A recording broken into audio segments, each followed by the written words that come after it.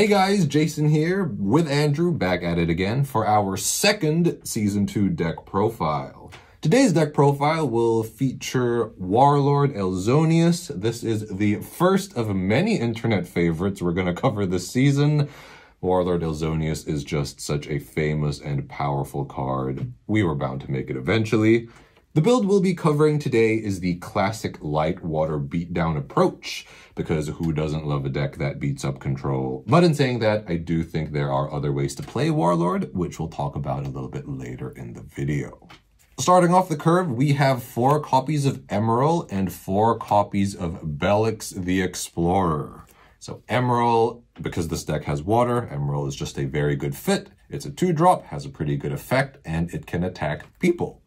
Belix, we found, was the best Gladiator 2-drop just because the drawback isn't too bad. We are only playing Holy Awe as our spell, so oftentimes it's not going to set you back in mana. We did try Belmold the Explorer for a while, but we found that the opponent was actually able to take advantage of the having to block more often than we would have liked. Yeah. Also, Belix, Jason touched upon before, the interaction with Holy Awe is actually can be a benefit in the late game. Sometimes, you know, you have a board of creatures and your opponent also has a board of blockers and you just need that Holy Awe. Yeah, pretty good. Now, what would a Water Light Beatdown deck be without 4 copies of Aquahulcus and 3 copies of Magris Vizier of Magnetism? These are just bodies that let you draw cards. They can attack people. Pretty good. Now, we originally didn't have Magris in our very first build of the deck, but we found that it was important to increase the light count because, well, we don't want to be charging Warlord Ailzonius, and, you know, one of the most frequent light cards that we would charge would be Holy Awe. But guess what? You know, what we just talked about with Belix, you don't really want to be charging Holy Awe that early if you're looking to get Belix out. So Magris, pretty good at the mid game, also good to charge. Now, joining our Aquahulcus and Magris Vizier of Magnetism, we've got Electro Explorer Sirian. So this is another one of our Warlord Ailzonius targets, and 3 mana 4K is actually pretty good. Back in Season 1, you know, 2K was pretty good for policing the field. Well, that's not going to fly anymore because we have much stronger creatures this time around. Yeah, it's double the power. With the same cost. Yeah, exactly. Earlier, I mentioned that we were bound to make Warlord Ailzonius eventually because, you know, it's such a famous card, powerful archetype and all that. But the real reason we are making Warlord Ailzonius is because it's an excuse to play Illusionary Merfolk. Andrew's favorite card fighter, Dual Fang, finally came back in the last deck profile. Now, my favorite card can come back with Warlord Ailzonius.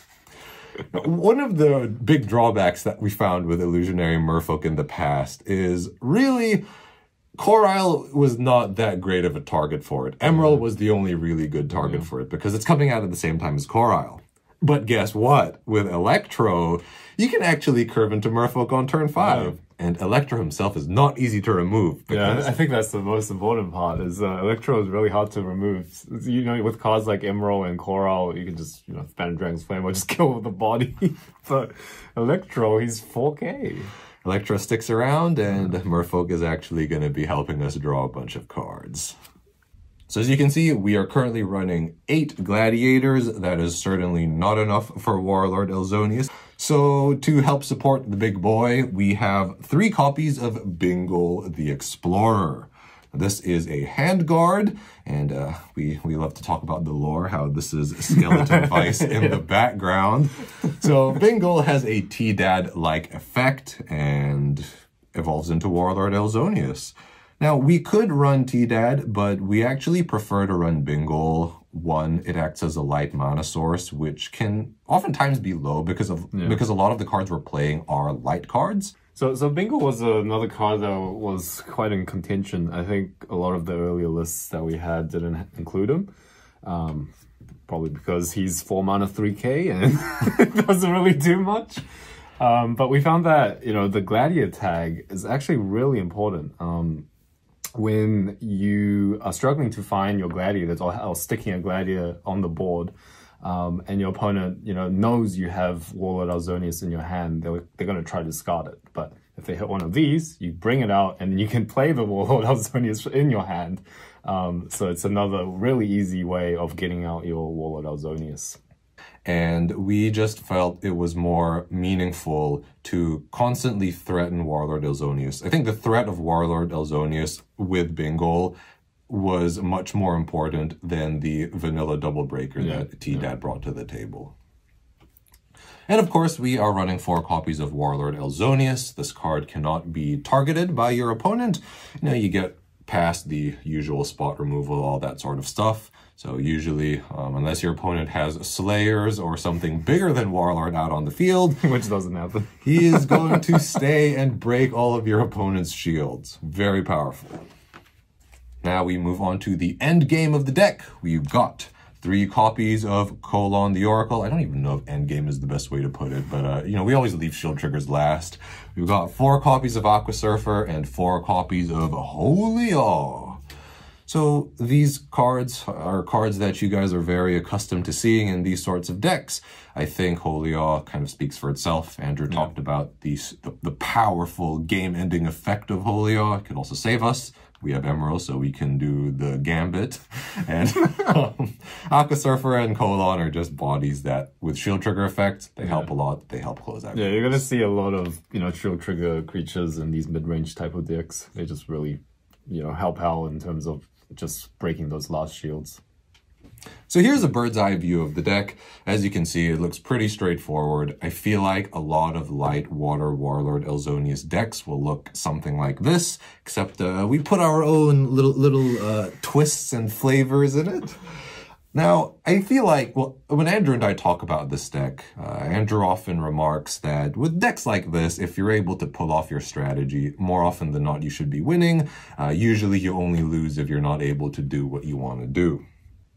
Now, because Warlord Ailzonius is such a powerful creature and cannot be targeted, once Warlord hits the field, he oftentimes sticks. So one of the counterplays that often happens against this deck is that the opponent can try to rip the Warlord Ailzonius out of your hand.